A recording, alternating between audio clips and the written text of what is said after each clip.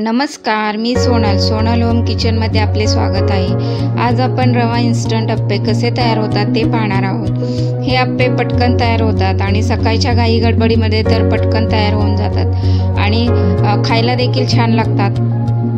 मुलांच्या टिफिनला देखील देऊ शकतो, पौष्टिक देखील आहेत। तर अप्पे बनवण्यासाठी इथे मी 2 वाटी बारीक रवा घेतलेला आहे आणि यामध्ये मी 1 वाटी दही घालणार आहे।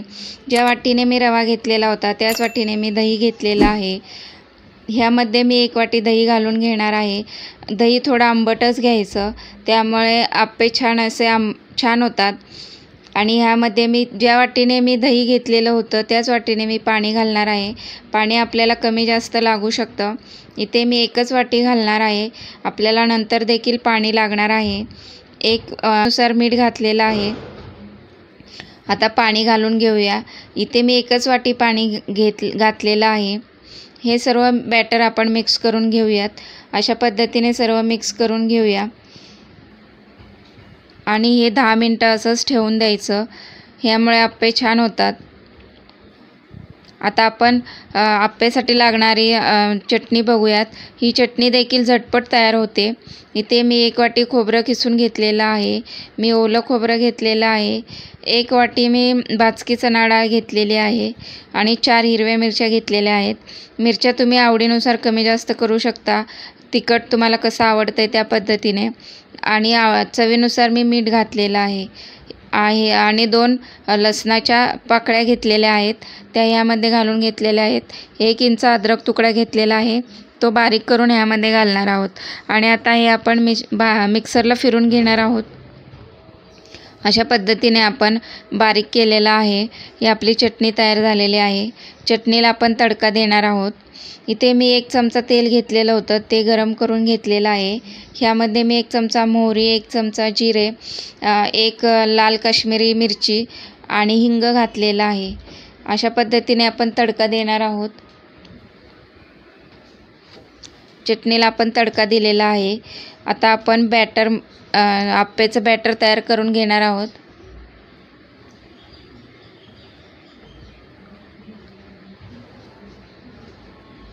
अप्पेमध्ये घालण्यासाठी मी व्हेजिटेबल्स घेतलेले आहेत।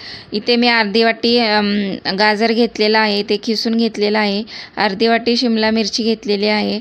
अर्धी वाटी टोमॅटो घेतलेला आहे। अर्धी वाटी कांदा घेतलेला आहे।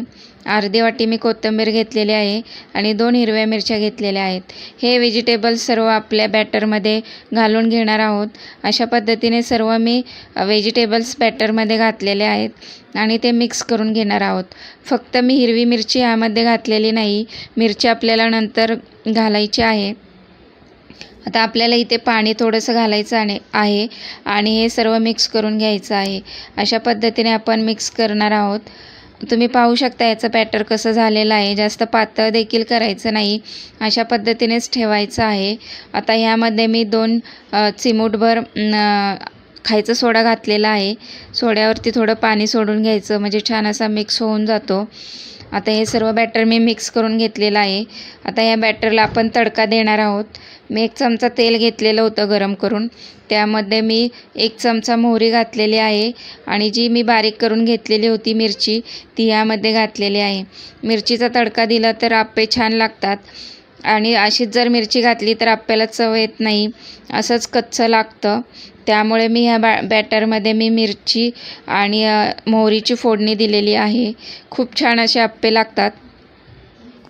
आता हे बॅटर आपलं तयार झालेलं आहे। पॅन मी गरम करायला ठेवलेला आहे। पॅनला तेल लावून घेणार आहोत सर्व। अशा पद्धतीने मी तेल लावलेलं आहे। आता ह्यामध्ये आपलं चमच्याने बॅटर सोडून घेणार आहोत। पहिलं बाजूनेच बॅटर सोडून घ्यायचं, नंतर मध्ये सोडायचं। काय होतं, त्यामुळे मधले भाजले जातात आणि बाकीचे भाजले जात नाहीत। त्यामुळे बाहेरचे टाकल्यानंतर पहिले बाहेरचेच भाजले जातात। त्यामुळे मी बाहेरूनच टाकून घेत आहे।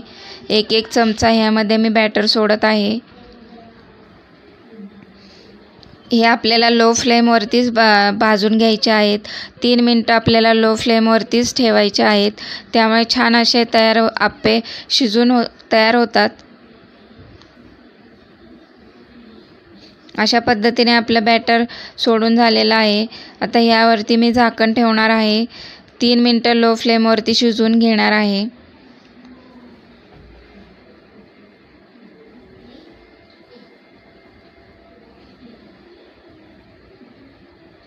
3 मिनटं झालेले आहेत. झाकण काढलेलं आहे मी.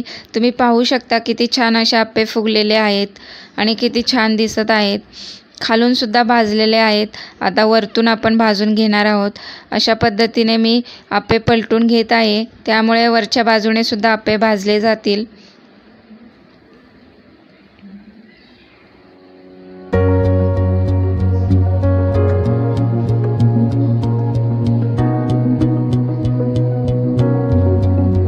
सर्व आप्पे आपले पलटून झालेले आहेत आणि ते 1-2 मिनटं असे भाजून घ्यायचे. छान असे आप्पे तयार होतात, भाजले जातात आणि कुरकुरीत असे सॉफ्ट आप्पे लागतात. आप्पे आपले तयार झालेले आहेत. आता मी एका प्लेटमध्ये काढून घेणार आहे. अशा पद्धतीने मी सर्व आप्पे काढून घेतलेले आहेत.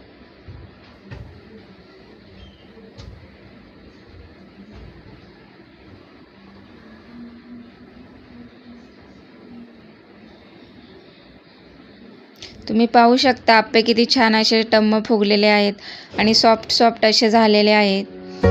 तर हे आप्पे मुलांच्या टिफिनला सुद्धा आपण देऊ शकतो.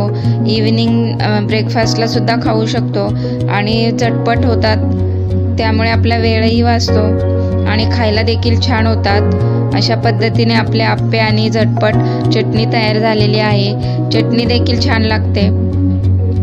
अशा पद्धतीने चटणी देखील करून पहा.